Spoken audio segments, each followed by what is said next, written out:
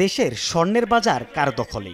চোরা কারবারি নাকি ব্যবসায়ীদের? বাজুসের দাবি, প্রতিদিন দেশের জল, স্থল ও আকাশপথে অন্তত ২৫০ কোটি টাকার অবৈধ সোনার অলংকার, সোনার বার, ব্যবহৃত পুরনো জুয়েলারি ও হীরার অলংকার চোরাচালানের মাধ্যমে দেশে আসছে, যা বছর শেষে দাঁড়ায় প্রায় ৯১,২৫০ কোটি টাকার বেশি। স্বর্ণ ব্যবসায়ীরা বলছেন তারাও চোরা কারবারিদের গ্যারাকলে পড়তে বাধ্য হচ্ছেন। এর কারণে আমাদের বেচাকেনা খুবই খারাপ অবস্থা। আমাদের তো গভর্নমেন্টকে ব্যাট দিতে হয়, তাহলে আমাদেরকে তো আর লাভ হচ্ছে না, কারণ এরকম একটা পজিশনে চলে আসছিল যা ২১ ক্যারেটের স্বর্ণ যেই দামে কিনা সেই দামে বিক্রি। এই পরিস্থিতিতে বাজুস বলছে, যারা দেশের বাজারে অবৈধ স্বর্ণ নিয়ে আসেন তাদের সিন্ডিকেট দাম নিয়ন্ত্রণ করে। তাদের দাবি, আইন পরিবর্তনের পাশাপাশি ব্যাগেজ রুল সংশোধনের মাধ্যমে সোনার বার আনা বন্ধ করতে হবে। এর সাথে ট্যাক্স ফ্রি অলংকারের ক্ষেত্রে ৫০ গ্রামের সঙ্গে একই যাত্রী বছরে মাত্র দুবার ব্যাগেজ রুলের সুবিধা গ্রহণ করতে পারবে। এতে কমবে চোরাকারবারিদের দৌরাত্ম্য।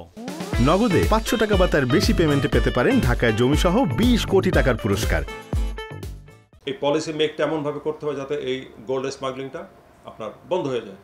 সেক্ষেত্রে ভ্যাট ট্যাক্সের ক্যাটাগরি যেটা আছে, আপনি লোকাল মার্কেট একটা ইন্টারন্যাশনাল মার্কেট থেকে আসার জন্য একটা করে দেন, গভর্নমেন্ট লাভবান হবে, দেশ লাভবান হবে, জনগণ লাভবান, ক্রেতা সাধারণ লাভবান হবে, কিন্তু এটা সিন্ডিকেট লাভবান হবে না। অন দি আদার হ্যান্ড, এর বাইরেও যদি কেউ থেকে থাকে সেটা আইন প্রয়োগকারী সংস্থার উচিত আমি মনে করি তাদেরকে ধরে আইনের কাছে সোপর্দ করা। অর্থনীতিবিদরা বলছেন আমদানির সুযোগ আছে, তবে তা যৌক্তিক কিনা তা খতিয়ে দেখা দরকার। ট্রাইপোর্টগুলো সেগুলোরও আসলে দক্ষতা বাড়াতে হবে, সেখানে আরও নতুন নতুন মেশিন স্থাপন করতে হবে, সেখানে মোটিভেশন বাড়াতে হবে যে সমস্ত অফিসার রয়েছেন তাদের। তো এই কাজগুলো যদি আমরা করতে পারি তাহলে সেই ক্ষেত্রে দেখা যাবে যে আসলে এই চোরাচালান বন্ধে দৃশ্যমান হয়তো অগ্রগতি হচ্ছে। বাংলাদেশের সঙ্গে ভারতের ৩০টি জেলার সীমান্ত আছে, যার মধ্যে সোনা চোরাচালানের রুট হিসেবে দেশের দক্ষিণ পশ্চিমাঞ্চলের ঝিনাইদহের মহেশপুর ও চুয়াডাঙ্গার দর্শনা সীমান্ত রুট অন্যতম, যেখানে গোয়েন্দা সংস্থাগুলোর কঠোর নজরদারি কম। সাইফুল ইসলাম, সময় সংবাদ, ঢাকা।